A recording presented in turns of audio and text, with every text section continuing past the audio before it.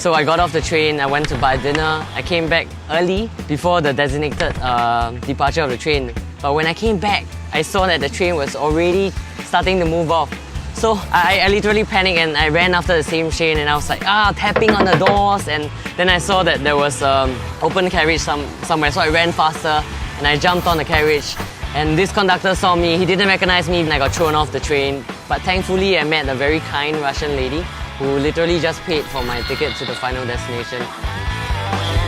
I guess the reason why I travel is because I enjoy seeking out new experiences. I get very good vibes every time I'm doing adventure-related activities like bungee jumping or taking a hike or climbing a mountain. I really enjoy being back with nature.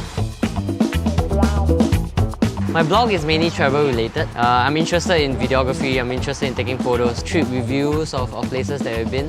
You've got to have a bit of discipline to make sure you are constantly producing content, writing as you are traveling. But at the same time, you must find this balance such that this doesn't overshadow your trip itself. Once you're overseas, especially if you are in a place where you do not know the language, you learn more about yourself and be more comfortable with yourself. Right now I've been to about 40 over countries with 3 or 4 continents, Mongolia to Russia. Some of my favorites include my recent trip to South America, Brazil, Bolivia, Peru and Ecuador. And Ecuador is by far the most mind-blowing place I've ever been.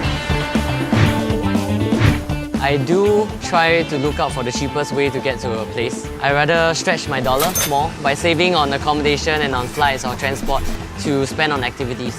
Accommodation is slightly different because if it's a very unique accommodation like an eco-lodge in the middle of the jungle, staying in a tree house, for example in Myanmar, these are accommodations that I'll look out for and I'm willing to pay for. I think there is great value in taking ownership of your own trip.